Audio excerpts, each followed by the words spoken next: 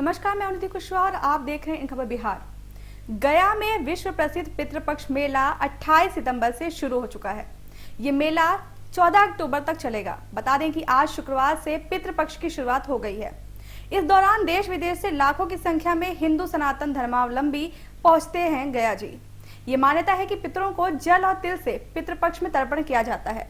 यही नहीं, पितृपक्ष अवधि में गया जी धाम में पिंडदान करने से पितरों को मोक्ष की प्राप्ति होती है। धार्मिक ग्रंथों के अनुसार गरुड़ पुराण में वर्णित है कि पृथ्वी के सभी तीर्थों में गया सर्वोत्तम तीर्थ है।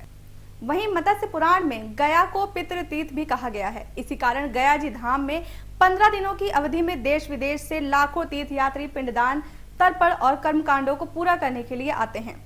बता दें कि गया के विष्णुपद मंदिर स्थित वैदिक मंत्रालय के पंडित राजा आचार्य ने बताया है कि भारतीय हिंदुत्व और सनातन में अपने पूर्वजों पितरों को समर्पित भाव से जो कार्य किया जाता है वही श्राद्ध होता है। जीवित अवस्था में पितर अपने बच्चों को अच्छे से पालन पोषण करते हैं। घर, भोजन आदि सहित जीवन को कैसे जिया जाता है ये बताते हैं। इसके साथ ही पूर्वजों को मृत्यु के बाद ये कामना होती है कि हमारी संतान हमारे मृत्यु के बाद हमारे उद्धार के लिए श्राद्ध करे, और श्रद्धा से होने वाला पिंडदान ही श्राद्ध होता है। इससे पितृ प्रसन्न होते हैं और अपनी संतान के सुखी रहने का आशीर्वाद देते हैं। धार्मिक मान्यता के अनुसार साधु संतों और बच्चों का पिंडदान नहीं किया जाता है। बताया जाता है कि पितृपक्ष अवधि में अनेक नियमों और धर्म का पालन किया जाता है। इस दौरान पिंडदानी को दूसरे के घर का भोजन नहीं करना चाहिए, झूठ नहीं बोलना चाहिए, कपट नहीं करना चाहिए। पितृपक्ष में एक ही समय भोजन करना चाहिए।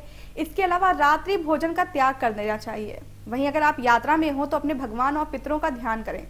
किसी के साथ अपशब्द नहीं बोले, ब्रह्मचर्य का पालन करें, गरीबों को भोजन कराएं, पशु पक्षियों को भोजन दें, पितरों को तिल अर्पण करें, शुद्ध सात्विक अवस्था में रहें, 15 दिनों तक रोज पितरों का ध्यान करें। भागवत या रामायण जी का पाठ अगर नहीं कर सकते हैं तो किसी ब्राह्मण से पाठ कराकर सुनना जरूरी होता है। पितृपक्ष की पूरी अवधि में इन नियमों का पालन आपके जीवन को सफल बना सकता है। पितृपक्ष के दौरान गया में पिंडदान करने से पितृ तृप्त होते हैं और इसी के साथ ही वो संतान को आशीर्वाद भी प्रदान करते हैं। इसलिए श्रद्धा करना बहुत ही जरूरी है।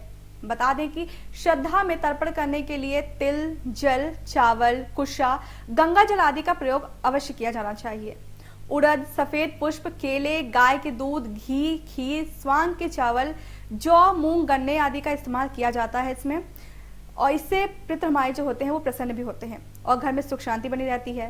पिंडदान के समय कुछ बातों का ध्यान रखना बेहद जरूरी है, जैसे कि जब भी मृत व्यक्ति के घर वाले मृतक का पिंडदान करें तो सबसे पहले चावल या फिर जौ के आटे में दूध और तिल को मिलाकर उस आटे को गूंथ लें।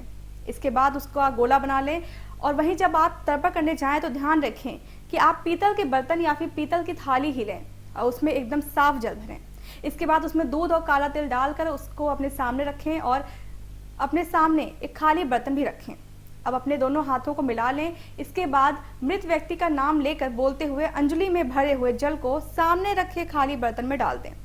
इसके अलावा जल से तर्पण करते समय आप उसमें जौ, कुशा, काला तिल और सफेद फूल अवश्य मिला लें। ऐसा करने से पितृ तृप्त हो जाते हैं।